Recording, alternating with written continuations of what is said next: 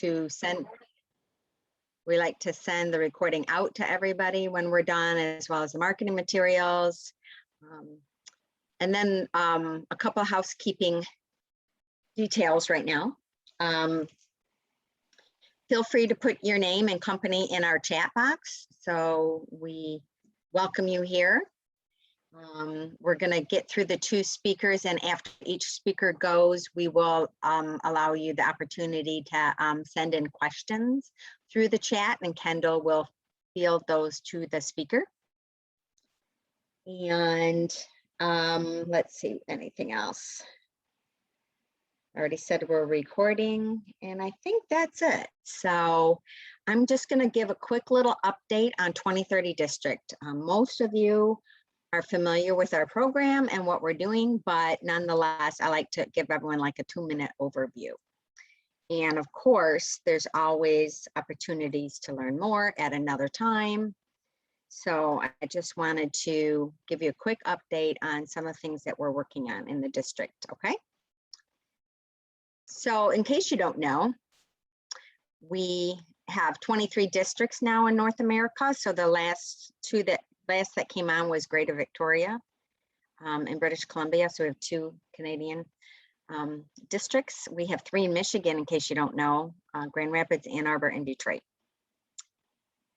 We all work for the same goals. We may go about it differently. We have different programs. We share best practices. We work together quite a bit. But we're all aiming for the same goals to reduce energy and water in commercial buildings, as well as transportation emissions to and from those buildings. Our goal is to reduce our metrics, each one of those, energy, transportation, and water, by 50% by 2030, and that's for all of our buildings in the city. So it's an aggregated number that we're aiming for, and it stems from the 2030 Architecture Challenge that Ed Masria started many years ago with architects and asked them to renovate and build buildings better. And also, if you're building new construction, we would like that new construction to be carbon neutral by 2030. So those are our goals. Some of the new buzzwords are, carbon neutral city, carbon free buildings. It doesn't necessarily revolve around the year 2030. And our metrics, as much as it is this general idea that we're all trying to work together to create sustainable buildings and energy efficient buildings in Detroit and all the other cities together to reduce overall carbon. So who are our members? In case you don't know, we have property owners and managers, and that's who this program is for. It's free for them to belong. We have professional stakeholders, and those are businesses that support us. 2 of our speakers today are members as professional stakeholders. They pay to belong. They bring this program to our building members, so we're very grateful for them. And community stakeholders are nonprofits that we team up with in Detroit, and we have about 40 of those also. So we partner up with people like Elevate Energy, EcoWorks, Downtown Detroit Partnership, AIA Detroit, and the list goes on. So we have some special things that we're actually focused on, which is education, connecting people together, and promoting change and creating change in this space. In Detroit, we currently have 34 million square feet in our program that consists of, I think, 217 buildings. Is it, Kendall? You might have the final number in there. And as I mentioned, businesses and nonprofits that team up with us. One of our important ways that we help our members is with best practice groups. So we have 3 of them. We have venue, museum, houses of worship, and multifamily, which I don't have a photo of here, but the first 2 have been around for a couple years now and going very well. Our venue museum group actually spun out to a national museum group that did so well that now we're looking at other national groups. So we started it here in Detroit, and it's taken hold, and it's a really good way for our building members in these building types to be able to meet each other and work on strategies together. This is just a snapshot of our website. We have an interactive map when somebody signs a building up into our program. We like to let everybody know about it, and they can go on and find their building here. And if you just see where the red lines are, That's where we're measuring our energy and water reductions and greenhouse gas emissions from transportation. This is a list of some of our professional stakeholders that support us. It's not everybody, but I'm sure you recognize some of these logos in here. If you're not familiar, we launched the Detroit Energy Challenge in March of 2020, just before the pandemic hit. Luckily enough, we still have quite a few buildings that are now in this challenge, and it coincides directly with Michigan Battle of the Buildings. So if you join Michigan Battle of the Buildings, your building's in Detroit, you automatically become possible to win Detroit Energy Challenge awards, which we're very excited about. We're planning it for the spring, will be our first awards. We have the Office of Sustainability and hopefully the mayor involved. So we expect it to be a fun time. And that is for the most energy reduction in a 12-month period. And down the road, we also hope to have a water reduction challenge. So if you have a building in our program and you want to be a part of this energy challenge, please reach out to me or Kendall. I just want to talk a little bit about what's coming up in September. Invites for this hasn't gone out yet, but as you know, one of our metrics is on emissions from transportation. We now have a new transportation reduction committee. And so we're moving forward with this panel discussion about this really important topic. And these are our panelists. So I don't have the invitations out yet, but if you set your calendar aside, it'd be great to have you join us for that. So how do you participate? You can add a building into our program, which many of you have already. You can sponsor an event. You can become a professional stakeholder, which is a business, or you can volunteer. So we have lots of opportunities, especially for all 3 districts in Detroit. We also have a lot of information on our website, and we have a lot of resources for our members on our website. I think that is it. Oh, other than just remind you, we have all these types of social media, we have a lot on each of them. So if you want to keep up to date, especially LinkedIn is a great way to stay up to date. And we also send out newsletters. So underneath my signature in my email is a link to sign up for our newsletter. So this is a really good way to stay in touch with what we're doing. And I'm going to stop sharing because that is the end of that for me. I don't think we have anybody else waiting to get in. Please go ahead and put your, sorry, one second, your name and company name in the chat box. Kendall, do you have anything else that you need to add to that comment? Nope. Good. Okay. All right. Well, we are waiting for our second speaker, Sam, to get back online. So we're going to reverse our order and we're going to put Jim in front. So we're really happy to have Jim Newman here with us. I'm sure that most of you know Jim. He's the owner and managing partner of Newman Consulting Group in Farmington Hills. And he is an EPA Energy Star and Rebuild Michigan partner. He's active in very many professional organizations like BOMA, U.S. Green Building Council, ASHRAE, AIA Committee on the Environment, the ULI. He's also a fellow of ESD and most recently ASHRAE. So Jim speaks about green and sustainable topics on the radio and TV. He gives seminars worldwide to both technical and non-technical organizations on these and other topics related to the construction industry. So he's received numerous awards and he's been published in many magazines. He is the co-chair of the Indoor Air Quality Subcommittee for the new chapter on climate change that will be published in the 2021 ASHRAE Handbook of Fundamentals. And we all know him and been around for many years, and we're just really happy to have him here with us today so he can impart some vision on us. So Jim, I'm gonna make it so that you can share your screen and let me know when you're capable of doing that.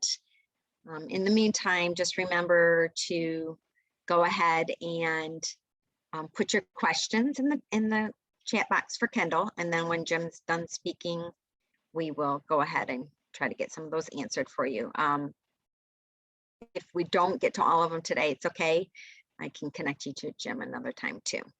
So once you are ready, Jim, I'm gonna give you another second here. Make sure that you can share your screen. Do you see share screen? You're also on mute, so we need to get I've got to unmute there you go. myself. Okay. Now that I was able to do that, okay, I'll put it back up. We don't see your screen yet though, so make sure you hit share screen. Oh, I gotta. Yeah, you got to go through those steps again because we I have to go undid. through it again. We Okay. we had to undo them. We had some technical difficulties earlier, so please bear with us. Sorry. I tell you, every Zoom meeting something happens. The last meeting we had like 5 speakers on, and right when somebody was going off, the power in their house went away. So can you see it now? Hey, Jim, you know what? How about if I just pull it up? I have yours. How about if I pull it up and then you just tell me when to advance? Well, we can do that. I've got it on my screen, so I've got to get it off of my screen then. Yeah, we need you to share with us unless you want to me to move it. I cannot. I did hit share screen, and I did the other. Then I clicked on your screen, and then I put mine up. Do I have, after I put mine up, do I have to hit share screen again? Yes, you do. After I get it up. Try it one more time. You have to hit share screen and then screen, and then there you go. You're there. All right. Yahoo! All right. We are going now, and if you hit presentation mode, I think you'll fill the screen up for everybody. Well, That'd be great. The problem is, oh, here we go. Okay. Yeah. I get things covering what I need to click on. I know. It's difficult, isn't it? This is what. There you go. That looks great. That's what keeps happening. Okay. That looks great. All righty. Well, yes and no. Okay, now we got it. All right, you good? Looks great. Okay, excellent. Thanks, Connie, and thanks everybody for showing up, and hopefully we won't have any more problems. So here's what we're going to discuss. Uh-oh, it's not advancing. How nice that is. Okay, Connie? Maybe hit your arrow button. Yeah, on your laptop. I've done all of those. Oh. Let's see if I. Okay. There you go. I hit the image. So I'm not going to go through all this because you can read it a whole lot faster than I can say it, and that's what we're going to be discussing in this presentation.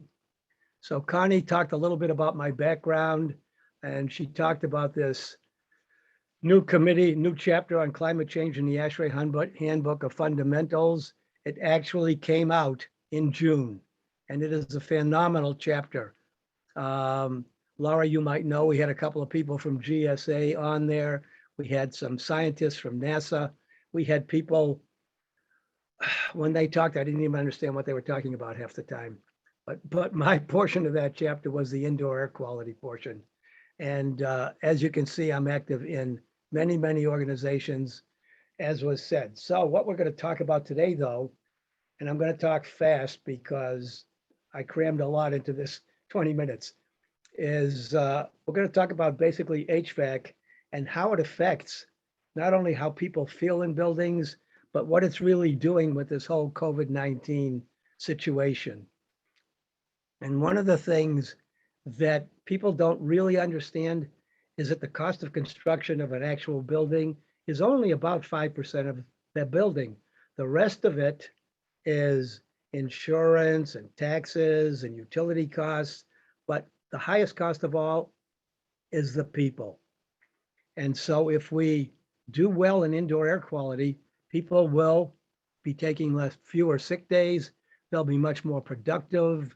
And some of the other things we're going to talk about are proper operations and maintenance, because what you'll see is that what happens to buildings as they get older. But let's get really quickly, just a tad on building design. Yesterday, an owner and an architect would meet and they decide what the building was going to be. And when the architect got about 50% through the design, they'd finally decide to turn it over to the mechanical electrical engineers, who typically wouldn't have enough room for the mechanical rooms, for the duct work, for other things and what have you. So we decided in the last several years to change to what we call integrated design, where everybody sits at the table at once so that we can design buildings better. And that's what we're doing. What our climate change chapter is telling people in ASHRAE, who are the designers, the mechanical designers of the buildings, we have to think about a few more things. We can't just go back to what we used as the the summer temperature and the winter temperature and things like that. We have to look at those as a background, but we have to think about what's happening. And what we know for sure is we have a lot more cooling degree days because it's much warmer than it used to be. But every now and then we have these polar waves that come down because everything is changing around the planet. And we have to be careful about what we use for winter design temperatures too. But the thing we really need to think about is how can we make our buildings more sustainable and more resilient to resist and come back quickly from the hurricanes, the wildfires, the floods, the droughts, the tornadoes, and on and on and on. And of course, we're looking at net zero. Net zero buildings are being built now. What does that mean? It means over the course of a year, they put as much power back into the grid as they take. But it doesn't happen all the time. So the utilities still need to be able to provide that power. But what a lot of states and municipalities have started to do is look at making their states and or their cities, townships, total electric, and get rid of gas too, because it's another greenhouse gas emission. So what happens to HVAC systems as time passes? Well, it's not just HVAC, it's anything involved with mechanical and electrical systems, including temperature control. So it can be designed wonderfully, it can be constructed perfectly. So it's a wonderful green design and a green building, but it goes to gray very, very quickly. So what is really the most important thing to be able to conserve energy, to save money, and to keep people comfortable? It's O&M, operation and maintenance. And I have italicized proper and ongoing, because a lot of buildings, as some of you may know, the operations and maintenance aren't all that good. So what we look at is trying to keep it better, keep it to what it should be doing, and then commission and recommission the systems to make sure they're operating properly. And then after a building gets to be several years old, we look at retro commissioning. What is that? Well, I said to return to original design concepts and operation, maybe, because after several years, a lot of what's happening in a building, and if it's a tenant type building or a standard commercial office building, it's changed. So if you go back to the original design concepts and operation, it may not be the right thing to do. But what does an effective maintenance strategy really do? Well, it reduces the energy and operating costs, but it also reduces the maintenance costs. As the years go on, green goes to gray, but we find many buildings on which we do energy audits. Some of these systems that should have lasted for 20 or 25 years are still running after 30 or 35 years. And what does that do?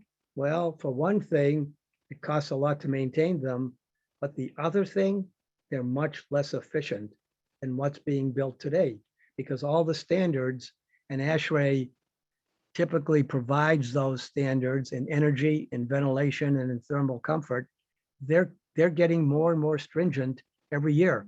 For instance, what Michigan was using up until 3 years ago, when we changed to the Michigan Energy Code 2015, which happened in 2017, we were using the Energy Code of 2007.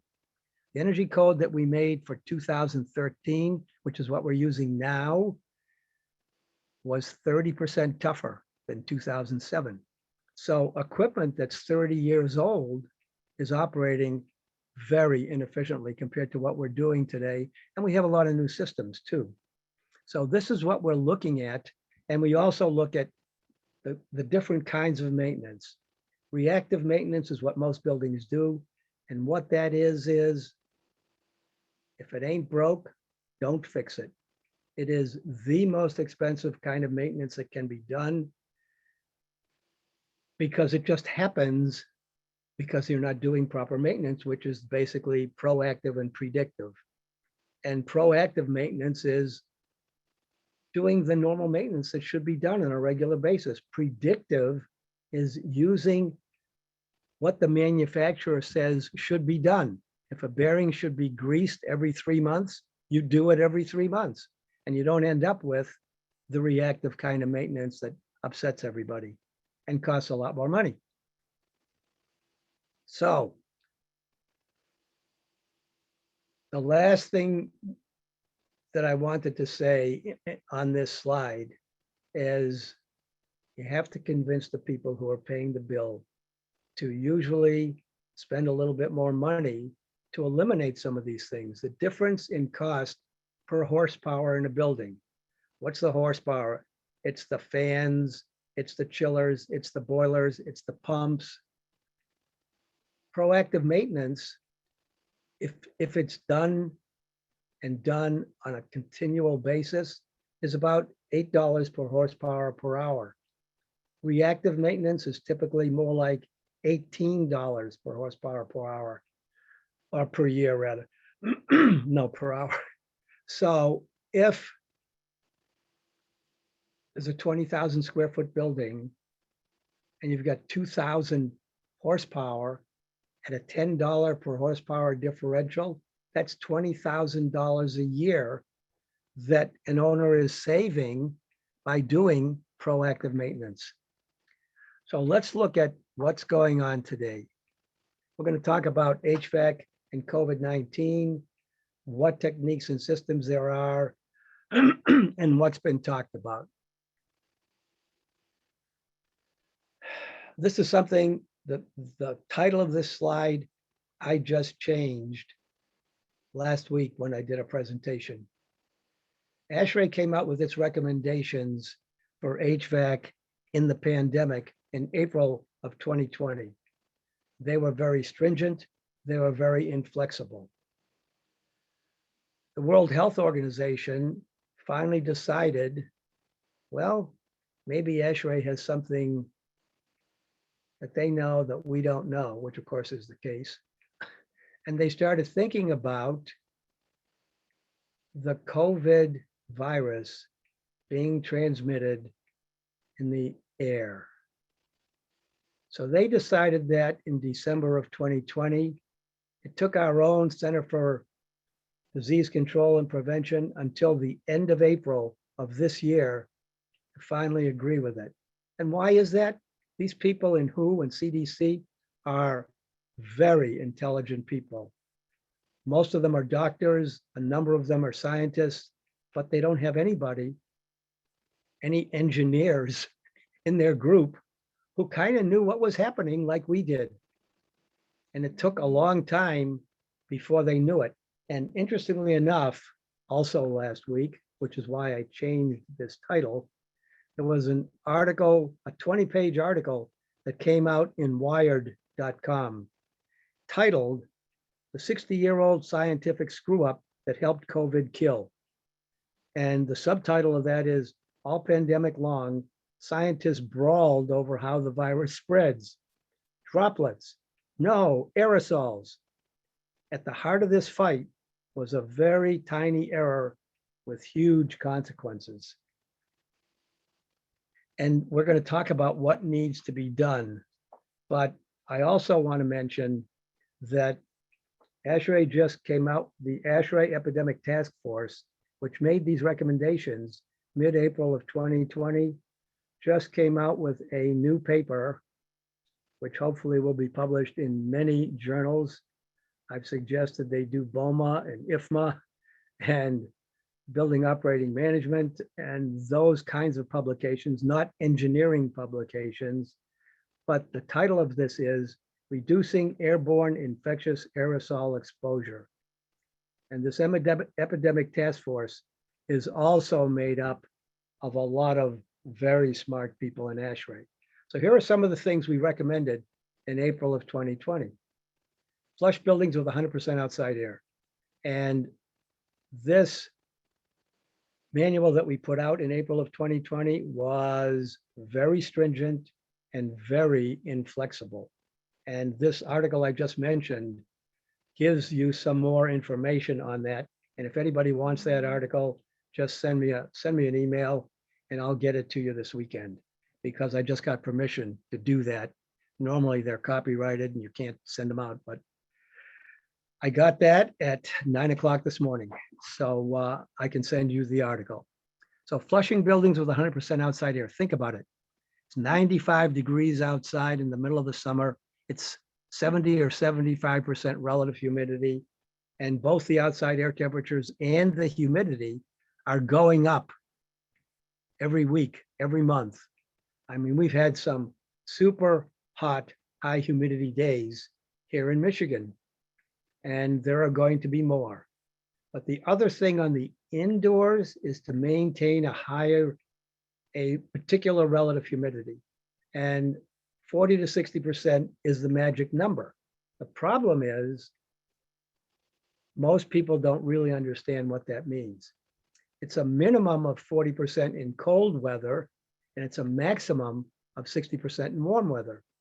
That's what air conditioning systems do.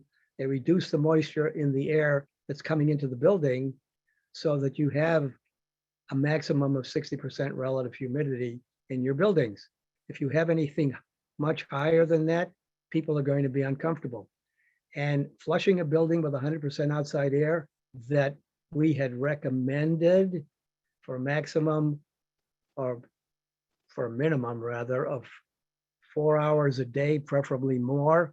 If you were bringing in 95 degree, 70% or 75% relative humidity air, people would be going home at 2 o'clock in the afternoon, because you'd never hold it at 70 or 72 or 73 or 74 and be under 60% relative humidity. And people would be very uncomfortable. And it really couldn't be done if it was done while people were there, which is really the best time to do it.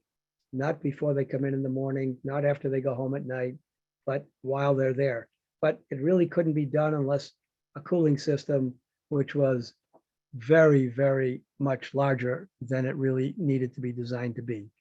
But the other things that we recommended was to use more efficient filtration. This is relatively easy to do in some cases. MERV rating, like I said, is minimum efficiency reporting value. Typically, filters are in the MERV 6 or MERV 8 range. We're recommending MERV 11 or MERV 13. The thing that you have to be careful about is that a lot of these MERV 13 filters have a considerably higher pressure drop than the MERV 8 that they're replacing, or the MERV 6 in some systems. So you have to be careful that you're going to get enough air into the building areas that needs the air. The other thing that we are looking at, before I get to UV, there have been lately some filter manufacturers who are manufacturing these higher MERV rating filters with not that much higher a pressure drop. But you have to be careful that you're getting one like that you have the space to put it in, because they're typically at least 2 inches deep. Some of them are 4 inches deep, and a lot of air handling systems only have room for a 1-inch filter. And they're also a bit more expensive than the older MERV 13s, and quite a bit more expensive than what we've been using for years, the MERV 8s or 6s. So ultraviolet lamps, and I'm going to show you a picture of those in just a minute, has been used for quite a few years, as have some of these newer technologies, and with some pretty good success. Hey, Jim, Yes. were you, Kendall just asked if you were supposed to advance your slide. Are you? Oh, no, I'm going to do that right now. Oh, okay. Yep. Also, while I have you, we have about 5 more minutes. Okay, And then we're gonna wait on questions until Sam's done. I I think think so. that's a good idea. Okay, all right, I would agree with that. okay. Okay, thanks, Connie. Okay, so let's talk about relative humidity just a little bit because it is important.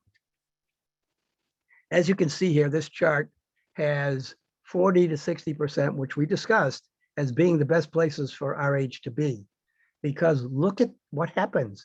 The bacteria, viruses, respiratory infections, etc.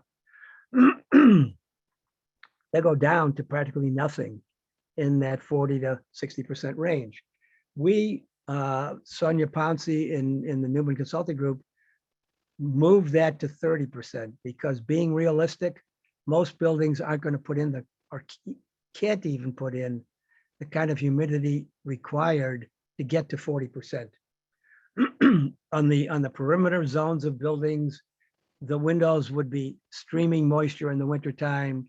The moisture would be going through the walls, et cetera, et cetera. But the only place you can get 40 or 50% relative humidity in the wintertime is in the neonatal intensive care of a hospital because it's an indoor room and they put humidifiers in the ductwork just for that ICU room.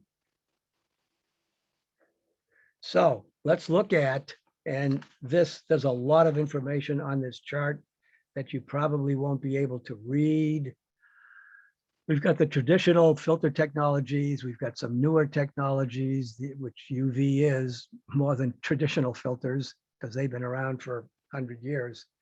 And then the even newer technologies are bipolar ionization, needlepoint bipolar ionization, dry hydrogen peroxide, and some others. And these are designed primarily to go into HVAC systems that cover a building. There are also a number of manufacturers making portable units now. Some work better than others. The thing that you have to be careful of, if you can read the bottom of the slide there where it says third-party testing for other performance metrics, there's a couple of yeses and the rest of them are all varies with manufacturer. You have to take with a grain of salt a lot of what manufacturers are saying. Some of them are overly ambitious in their marketing and not all of them really do what they say they're going to do. So be very careful when you're looking at putting in new technologies. The real, well, I said I'd show you a little bit about, this is what UV lights look like. It's like a 4-foot lamp bulb in your overhead fixture. And as the coronavirus or the particle or whatever passes by it, it gets killed or inactivated by the amount of time it spends going by the UV light and how close it gets to it. One of the newer technologies called bipolar ionization. Some of you may have heard of that.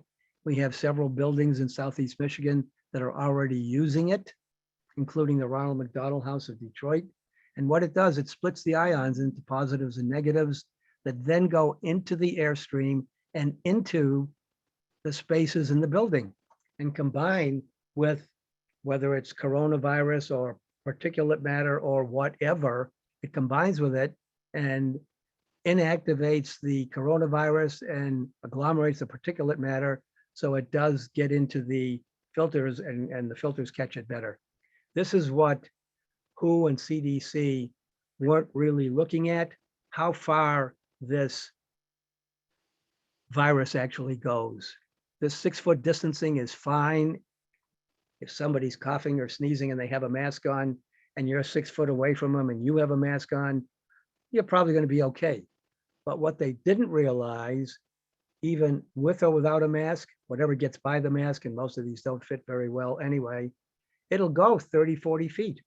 And if we're lucky enough to catch it in the airstream and get it to go back to an HVAC unit or system where it can be filtered out or inactivated, that's a good thing. The real key to remember here, there is no silver bullet. So all of these things are good, but they're not going to guarantee that you're not going to get the COVID virus. So the question becomes, this stuff looks expensive, Jim. How do we pay for it? Well, there's a lot of ways to pay for it. I'm not going to go through all of these. You can read them while I'm talking. Michigan Saves is a good one because they have some loans they give at 0% interest for 1 year or 3 years in conjunction with DTE and consumers. There's all kinds of ways to do this, but one of the best ones that is the easiest for people to do is this PACE program, Property Assessed Clean Energy. And we've had that in Michigan as a law since 2010, never really got going until Andy Levin left his state office and grabbed a hold of PACE and said, this is a good thing. I'm gonna handle this. And he started doing that around 2015. Nothing happened for 2 years. He started doing some PACE projects in 2017. We did 5 of the first 11 PACE projects. And we just did a more recent one in Clarkston for the Clarkston Comfort Inn. PACE was originally designed for existing buildings. They are now doing PACE in most states on new buildings too. And it's a property tax. So it goes with the building, but it's a 20 to 25 year tax assessment. So if somebody puts in a fairly high cost retrofit, like a new boiler, new chiller, those kinds of things, wants to change out windows, put more insulation in the building, they're long payback and they're fairly expensive. What a 20 to 25 year term allows you to do, or allows to happen, would be more correct, is that it becomes cash flow positive. And what that means is the energy savings are more than the tax assessment. And because of what's been going on, PACE in most states and definitely in Michigan, now pays for air cleaning technologies and also for EV charging stations. And this Clarkston Comfort Inn that we did put in 4 EV charging stations, as well as $90,000 worth of air cleaning technology. And PACE paid for it. It was lumped into the PACE tax assessment. The other thing is the tax assessment goes with the building. So for those owners that are on who really haven't gotten involved in PACE, when you go to sell your building, the PACE tax assessment goes with it. So what's going on right now? This is my last real slide, is community benchmarking. We're going to be doing that in the city of Detroit very soon. They're already doing it in a number of states and a number of municipalities, and it benchmarks by EUI how much kilowatts per square foot per year, or how many BTUs per square foot per year the building uses. And the way this starts, and the way it's going to start here, we're first going to do municipal buildings. And then after a year, we're going to start working on privately owned buildings. And you'll notice a smiling face and a very unhappy face. And the problem with doing this and letting the overall community know what these EUIs are for various buildings is they're not going to really understand it. And a building with a high EUI may be a building, a commercial, like we're talking commercial office building now, with a lot of data centers, or with accountants who, starting with the beginning of January to the middle of April, work many more than 8 to 10 hours a day. And so the EUI goes up. So those buildings are going to have a higher EUI, but this is going to be important. And what we building owners have realized is that it's smart to do some of these retrofit things and recommissioning and retro commissioning and continuous commissioning to make sure we are conserving as much energy as we can and saving as much money as we can. And we get calls like that. We're getting more and more calls like that today than we used to 4 or 5 years ago. So these are the kinds of things that you need to think about. We've talked about a lot of things. So if you want a copy of this, like Connie said, it will be on the website, or if you want it faster than that, send me an email and I'll send you a copy of the talk. But we've got a number of resources here. I've got 3 slides of resources. There's a lot of information here. Yeah, I'll make sure this all gets onto into our follow-up email. So thank you so much, Jim. That was Okay, a great so presentation. let me just finish this. This is my Oh, okay. my last slide. Why do people change? And there really are only three reasons. They realize it's in their best interest, they're forced to, and it costs more not to change. And these are all happening at a faster pace than ever today. So we talked about this in ASHRAE 6 years ago. The greatest challenge we face today is failure to adapt to change. Like I said, it's happening faster and faster. Here's my information. Feel free to send me an email. And are we going to hear from Sam now, Connie? Yeah, I just had a couple comments. Thank you, Jim. That was great information. I was really happy to hear about how much PACE is doing for the indoor air quality and everything. That's fantastic. I feel like PACE just keeps reinventing itself and adding on more opportunities, right, for people to use it. It's a great Absolutely. program. Yep. And also for the benchmarking ordinance coming down the pipeline for the city of Detroit, Kendall works a lot on that for the Energy Waste Reduction Committee for the City of Detroit Green Task Force Group. We can answer questions on that. They had a lot of stakeholder meetings already. We're planning to be able to really help our building members navigate through that. So if you have any questions, feel free to reach out to us and we can help you too, as well as Jim. I think you need to hit stop share.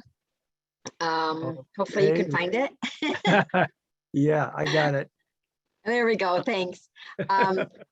So yeah, there is a question there, but we're going to go ahead and let Sam get started. And so we're just really happy to invite Sam here with us today, and he is with Duro-Last. And I'm sorry, Sam, I had your title. Sorry. Got a little bit behind. You are the regional sales manager at Duro-Last, and we're just glad that you were able to hop back on after losing power where you're at. So I think you can try to share your screen. And his topic is cool roofs and hot climates, which is very cool. So welcome. Thank you, Connie. All right, good afternoon, everybody. So what we're going to talk about, what I'm talking about today, is cool roofs for a hot planet. Hot planet is a topic that we've seen come up for a while, maybe in some different terms. And now we're looking at, what are some of the solutions for combating it? So the idea of hot planet is kind of related to topics that we hear all the time, especially during the election cycles, when we talk about when we talk about global warming, and now that's kind of morphed in its terminology to global climate change. And really, in essence, it is the idea that the things that we have done as humans or are doing as humans somehow has an effect on the global climate and the climate that we must live in now, or the climate to come. Saying that we are causing, it was first climate to be warmer than ever, and now we're saying we're causing climate to change. And that's the basic concept or premise behind the idea of a hot planet. But for us every day, what we're going to look at is probably narrowed down some and brought a little bit closer to home. So with that, the idea of hot climate, of hot planet, it's kind of been studied, and there's been statement issues about it from all of your major agencies that relate and report out on climate change, whether it's the American Chemical Society, the American Medical Association, U.S. National Academy of Science. Everybody has had something to say about, kind of hot planets and the things that cause it, and what are some of the leading effects. And of course, just about all of them say that a lot of the change that we see today comes from some of the decisions that we've made or things that we do as we continue to grow as a society. So outside of that, that's big picture, that's the big thing. We're really looking at urban heat islands, and that's where we come in. Kind of the 2030 district focuses in areas where a lot of times we see the urban heat islands. And urban heat islands are pretty much our urban core areas where heat tends to be hotter within, or the temperature tends to be warmer within our urban environments than our outside surrounding communities, whether it's our residential areas, it's our commercial areas, or we get to our rural areas. Those urban cores that we have developed actually tend to be hotter than the outside surrounding areas. So for example, on a day like today in Detroit, when I looked at the weather, I think it was like 87 degrees on my time switching houses to get ready for the presentation. 87 degrees outside. That's the average temperature across the city of Detroit. Now, if we actually took a measure of that temperature within the heat island, or as I like to sometimes call it, the concrete jungle, it's going to be a lot warmer.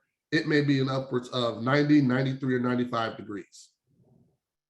And that's what they're referring to when we look at some of the effects when we talk about the urban heat island. So some of the statistics that we look at, when we look at urban heat islands, they say 56% of the effect is due to less vegetation in the urban land compared to rural land, which is about an average of about 4 degrees. Dark paving causes 6% of the difference, which is about a half a degree. And we talk about dark pavement.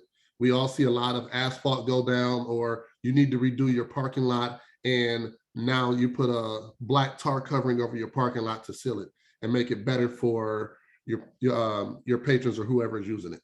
And then 38% is directly attributed to dark roofing, which is about 3 degrees.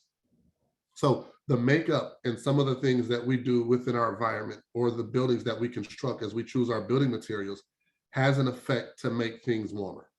Now, me personally, just kind of a little personal anecdote, I grew up playing basketball all the time with my friends, and I'm from the Detroit area. And we always would recognize, because back in the day, those outside courts are nowhere near as beautiful as they are today.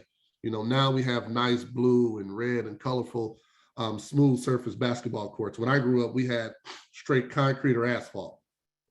And if you grew up playing basketball, you recognize that concrete was a lot hotter than the surrounding grass. When you stepped on that concrete to play basketball in the middle of the summer, you were ready to sweat.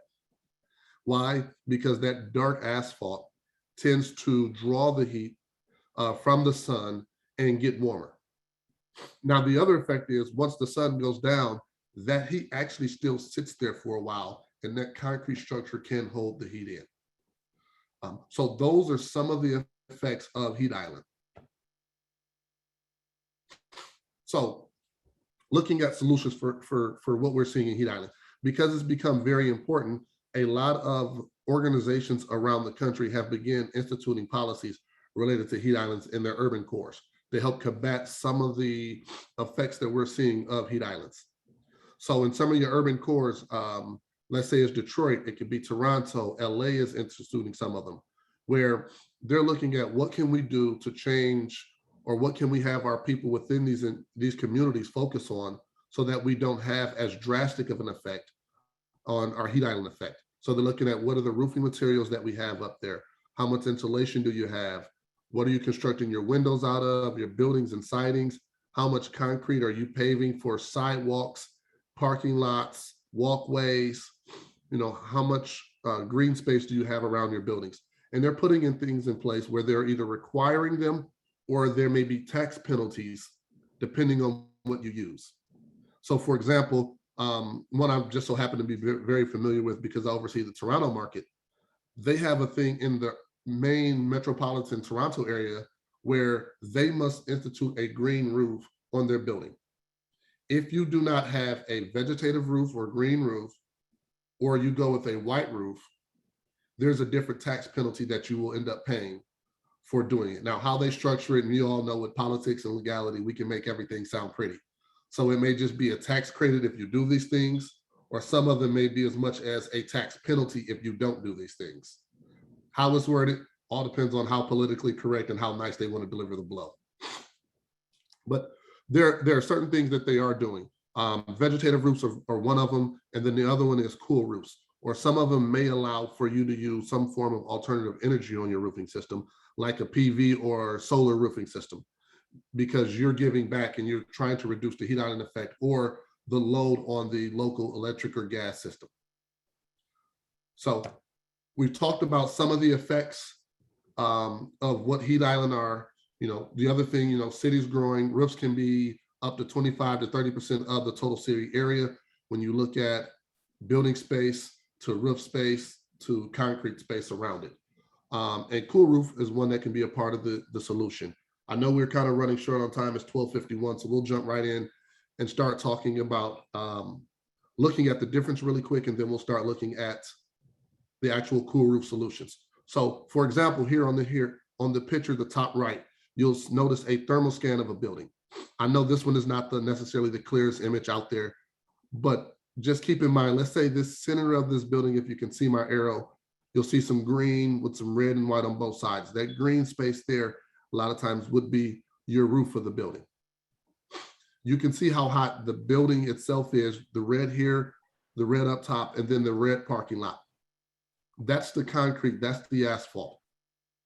That's the stuff that's getting hot and staying hot. So imagine if you have a building where your roof is hotter and you got hot walls, how much you have to try to combat the outside ambient temperature to cool it off, to keep that as a conditioned space tolerable for your people inside your buildings. So when we look at it, and I do a number of thermal scans, I'm actually a level 1 certified thermographer, where I do thermal scans, all the time as part of my job. And one of the things we do look at is how hot is the roof on that building. And a darker roof, black roof, will have a different effect or a different temperature than a cool roof, and how it is affected by the sun and the ambient temperature. So if you go with a darker roof, you may see 6 degrees, 8 degrees, 12 degrees, depending on the effects of the sun of that day, that the roof is hotter than the ambient air temperature. Where if you look at your cool roofs or white roofs, they may only be 2 degrees hotter than the ambient air temperature. So a cool roof, what is a cool roof? Cool roofs use highly reflective surface to direct solar heat away from buildings and into the atmosphere or beyond. Cool roofs have been available in the US for more than 25 years. Well, I can tell you for the company that I work for, it's actually been available for more than 40 years now, because we've been doing cool roofs for 40 years. So in essence, what a cool roof is, it is a lighter color roof that has a higher reflective value, so that it has a lower absorption rate of the energy from the sun. So as we all know from basic science in elementary, under the sun, black takes on the heat more than, say, white. Cool roof focuses on white or lighter color roofs than it lesser on the darker roofs, being black, dark gray. As we do now, we have more than just white and black roofs. We have a number of colors available in the industry. And that actually comes into play if you guys are doing business in California. California has some really weird laws depending on what part of the state you're in. So the biggest thing is solar reflectivity. Cool roofing equals about 50 to 70% of solar heat reflected away from your building. So if you're considering doing a cool roof on your building, one of the things that you're going to want to look at is what is the reflectivity rate of the roofing system. If trust me, any major product that you're going to consider have all their technical sheets on their website. You can easily go look at them. So last thing on this slide to consider is there are 2 pieces you want to look at, is what is their initial reflectivity rate, and then what is the age reflectivity rate. Now, most of the time when we report out age reflectivity, we're going to look at either 3 years down or 5 years down, how reflective that roof still is, because there's never been anything designed by man that can beat the power of the sun. The sun will wear and tear on everything we have. So with that being said, you will lose some of your reflectivity as there are some layers of dirt that begins to accumulate, or the sun does a little bit of wear and tear on your roofing system. So look at the initial and as well as the age roofing system. All right, so kind of the goals of cool roofing. You want to design and construct, number one, first thing with any roof. I know we're talking about cool roofing. Number one thing you want to know on any roof is that it's going to actually keep water out of the building. After that, you want to look at creating a healthier environment for occupants. If you all remember old school roofing things, we used old tar and gravel, and there was lots of VOCs in the old coal tar pitch roofs, where the chemicals coming out in those VOCs were not healthy to the people laying down the roof, or sometimes the occupants of the building had to smell the chemicals being off gas by those roofing systems. Now in today's society, we have lots of cleaner products. Single plies have become one of your more popular, and typically your more popular roofing systems for low slope and flat roofs. And then once you get in there, you're looking at the makeup of what's within your environment. Is it a recyclable product? How green is this product? But cool roofs is one of the options. Looking at how energy efficient is it for the building, making that building itself more energy efficient. Can it save the building owner or operator money and trouble in the long run? So features of cool roofing system. We'll say this, when we talk about cool roofing system, a membrane is just a portion of the cool roofing application. A membrane is just a portion. In this, you're going to want to consider the membrane as well as the insulation that you're using, and then as well for the waterproofing all of your terminations. But it's not just the membrane alone, so keep that in mind. You're going to want to have significant amount of insulation, because when we're talking roofing and we're talking energy efficiency, there are two things that really, really matter. Number one, it's going to be reflectivity of the membrane. Does it reflect the heat off so that the membrane itself or the roofing system itself is not taking on the heat as much? Number two, it is going to be the emissivity, which is how much does it transmit energy through it. So if you have hot temperature on side, does it itself heat up and then pass that hot temperature along to anything on the other side of it? That's the emissivity. The strongest piece of your roofing system to combat or work as stopping emissivity is going to be your insulation. I'll just say that. So whatever system you choose, be it a white roof, be it a black roof, make sure you have significant insulation. But other than that, when we look at it, it's what roofing system do you have and how reflective is it? When we talk about improving HVAC efficiency, studies show that a white roof tends to get less hot, so it does not take on the heat as much. How does that affect your HVAC unit? Well, it affects it by the amount of heat surrounding your HVAC unit. So if you have a white or a cool roofing system, the air around it is going to be a lot cooler than if you had a black roofing system. Because that black roofing system is hotter, your HVAC units must now take in a hotter air temperature and must now cool that hot air temperature down to the temperature of your desired, control air temperature inside of the building. For example, if you want your building to be 70 degrees and you have a black roof, it may have to take on an 80-degree day, take 90-degree air temperature and cool that 90-degree air temperature down to 70 degrees. Versus if you had a white roof, it may be only 82 degrees on that 80-degree day, and it only has to change that air from 82 to 70. If you notice, there's about an 8-degree difference there in cooling temperature that must take place. So it reduces actually the workload of your HVAC units. With your HVAC units having to work less or not as hard, they can be more sustainable and last you longer, saving you money on the cost of your HVAC units and your HVAC replacement as well. One other feature that I'll talk about that's not on this slide is if you're looking at PV or solar. If you have a black roofing system, that air is hotter. Now those solar panels and all of those computer systems to convert that has to operate in hot temperature. We all know if we sit our cell phones in the sun for a while, they tend to get a little hot, and sometimes they'll even choose not to work or they'll work slower. So with our computer systems, we even want to try to keep those a little cooler.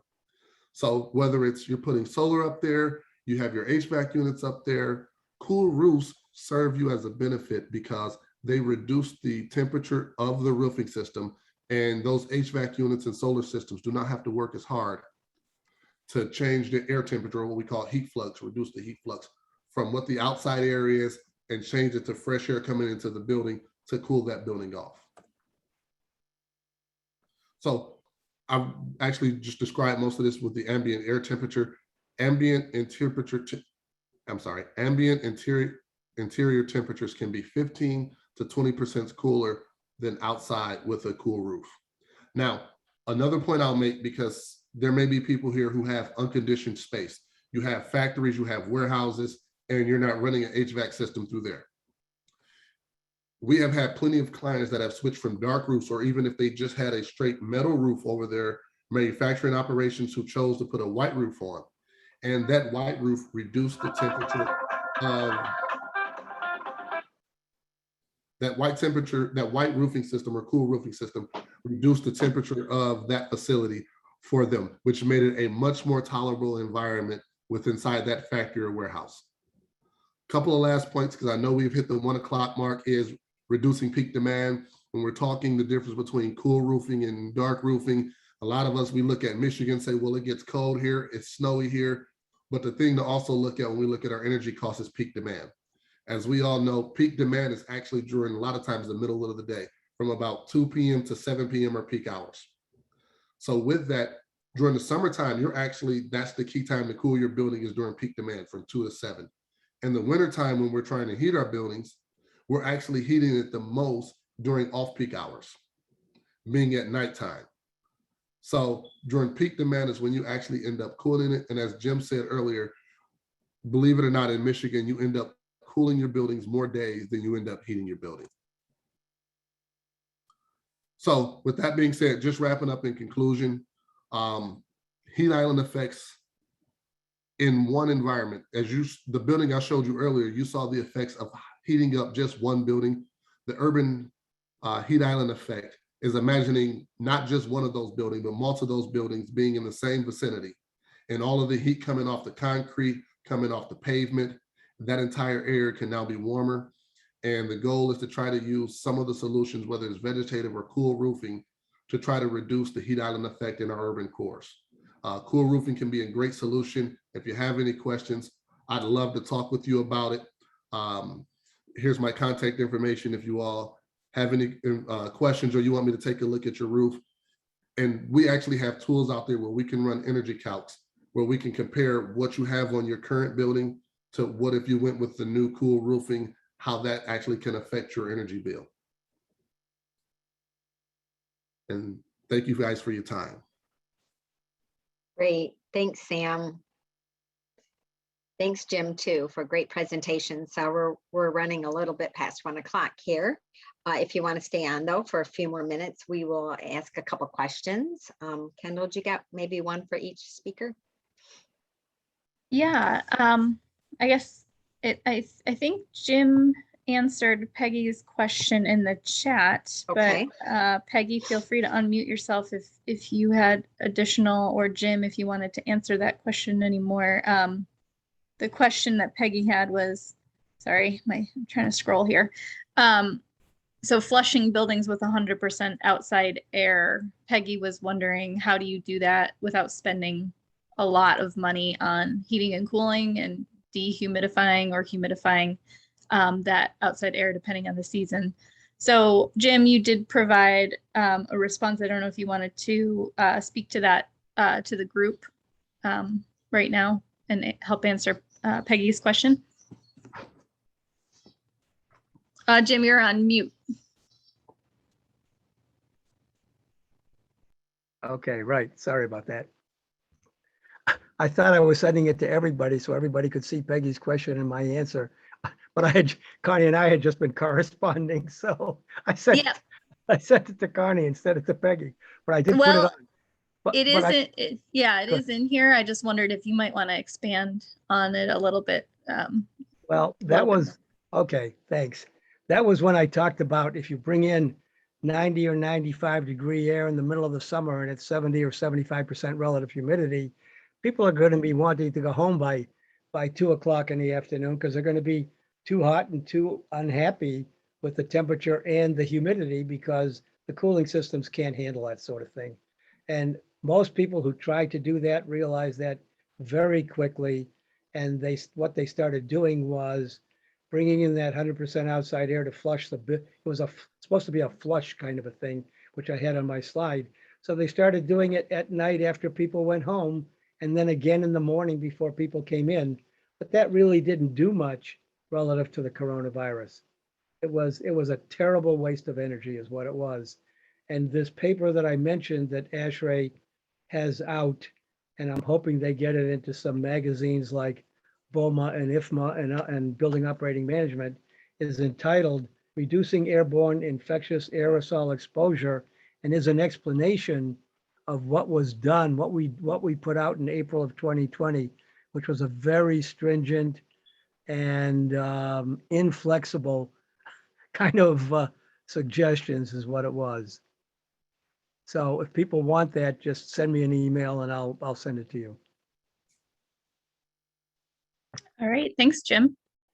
And then Sam, I think I saw 2 questions in here. The first one is, do you know approximately how many cities or states have white roof mandates? I do not know the question set, and unfortunately, there's no specific database that houses all of it. Okay. It's kind of urban core by urban core, but I'll say this, they are growing on a regular. So any type of urban core that you're operating in, I'd say you always should check. And when I say urban core, just don't look at, let's say, Detroit. If you're in Michigan, look at Detroit. If you're in Troy, you want to look at Troy, because either some of the smaller subsets that are their own little urban cores are adopting these policies. Okay, thank you. And then the second question for you, just take a few more minutes here, is, let me get here, Peggy's question. Sam, is there a fine line between where a white roof is better than a dark roof, depending on the amount of cooling degree days that you're designing for? And then she gave an example, for instance, in the southern states of the US, you'd probably want white roofs, but in Alaska, you might prefer dark roofs. So what is the best in Michigan? Okay, so to answer the initial question she had in there, is there a fine line? It's not a fine line. It's not an exact science at, flipping a switch. But what's best in Michigan, as Jim stated earlier, you tend to cool your building more than you heat your building in Michigan. So in Michigan, I would say the best option would be a cool roof. One of the things that we often don't think about, because we always say, man, in Michigan, it gets super cold and I want that black roof because I need to, warm my building up some in the winter. Keep in mind, when we start to look at some of the northern climates, how much snow does that particular city take? Because once you begin to add snow on top of it and the black roof is not seen, you're not going to receive some of the effects of having a black roof and generating heat as you might think. But to answer the question, my recommendation, if you're going with anything in Michigan, I would definitely suggest a white roof. All right, well, thank you, Sam and Jim. Connie, I'll turn it back to you. Okay, great. Well, thank you guys again for presenting. And once again, I'll follow up with sending everybody your presentation in this recording. So everyone have a great weekend. Try to stay cool under a white roof and healthy indoor air quality. Very Thank you, good, Connie, for Connie. putting this on, and thank you, everybody. Thank you all. Bye. Bye-bye.